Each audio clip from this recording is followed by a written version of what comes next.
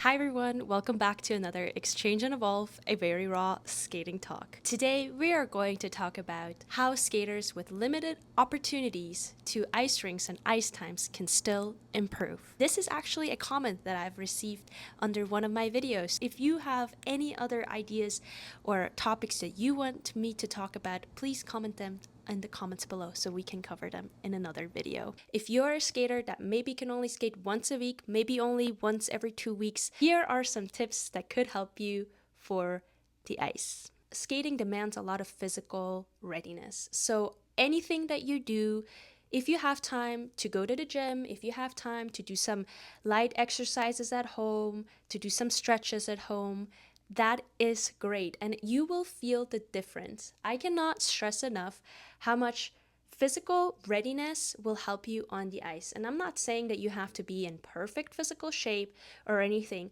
but you will feel like if you are strengthening your core, if you're strengthening your legs, that you will feel so much more secure on the ice. You will have more control over your edges and it's just so much more fun. For instance, when I do camel spins and I practice my back muscles a lot, I notice how much faster and stronger my camel spins are. Versus when I slack on my back exercises, I notice that my camel spin is just not the same. This doesn't just apply for jumps, this really applies for all of skating. Things that I like to do personally in my free time that I feel like help me with skating is some Pilates exercises. I like to do some strengthening exercises for my core, for my legs, and for my arms. And I like to do stretches. Besides that, maybe also I like to dance. I think it's just so much fun. It just helps me relax and kind of release stress. Your skating progress is not only attained through skating on the ice. There are so many more variables to skating that will ultimately help you on the ice to improve faster. First, what I want to talk about is what you can do to maximize your time that you have at the rink. And that starts with a very good and thorough warm up. So, if you already have a limited time on the ice itself, make the most out of a good warm up. You want to make sure that your body is ready to go from the minute you step onto the ice. Warm-ups are crucial, not just for skaters that do not have as much ice times. Warm-ups are a part of skating, and it's not just warming up skating skills, it's warming up your body before getting onto the ice. Warm-ups also help us reduce the risk for injuries because our body is ready to go. Do some rotations on the floor, stretching, and even some muscle activation exercises. There are a few videos on my TikTok that you can check out to see what warm-up exercises that I like to do. And if you are interested for me to do a more detailed version of that, let me know in the comments below and I will try my best to cover that as well. So when you do your warm-up, you want to make sure that you warm up your body systematically. Maybe you're coming from work, maybe you're coming from school. You want to make sure that your body now gets all the signals that it is time to prepare for ice skating. So I would recommend for you to start with some light stretches. Make sure your whole body is ready to go.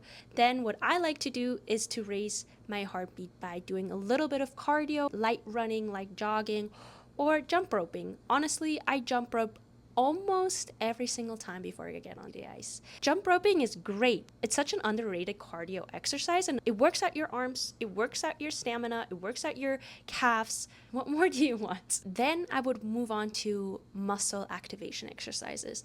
There are a few exercises that I like to do that work out my legs to get them ready. From there, I would do some exercises for your rotation. Doesn't matter which level you are, whatever level you are at in skating, do whatever you are working on the ice, on the floor. Even apply not just for jumps, that applies also for 3 turns, chalk toss, brackets, counters, and all other figures. For instance, 3 turns. You want to step, you are preparing your upper body like you would turn, and you do the turn on the floor. And even that helps you so much just for your body to get a quick reminder for all the muscle groups that it needs to activate for then later on the ice. I like to do jumps. I like to go over choreography on the floor. Anything that I'm working on honestly, I think it's a great idea to work on the floor before, especially if you have a limited time on the ice itself. From there, after I do that, I also like to just do some spiral stretches, and that's concluding my warm up. So when you do your warm up, you want to have a plan of what you're going to do. So maybe write down a few things that you want to warm up next time you get onto the ice. Maybe check your notes when you arrive to the rink and you're ready to go, losing no time. Another tip of mine would be to write down whatever you have learned that day on the ice, whether it is skating on your own or skating with a coach. Write down your feedback that you have received. Write down what you have been working on. Maybe write down some things that you had difficulties with and you want to work on that the next time you do your warm up on the floor. So have a good organization with what you want to work on, what you're currently working on, your progress, and also feedback that you have received from your coaches. My third tip would be to visualize your elements. Visualize how your body is doing the elements that you're working on the ice. It really applies to all aspects of skating. Visualize the element that you're currently working on so you can see yourself doing it. Sometimes this can be actually quite hard to do, and maybe you even struggle with visualizing how you're going to do it perfectly. So work on that. Make sure you're in a safe space to close your eyes, to fully focus on visualization. I hope that these tips are helpful to you. And again, if you feel comfortable to do so, maybe share your experience so we can all learn from one another. And I'm excited to read through your comments. Thank you so much for watching, and I'll see you in my next video. Bye. Mwah.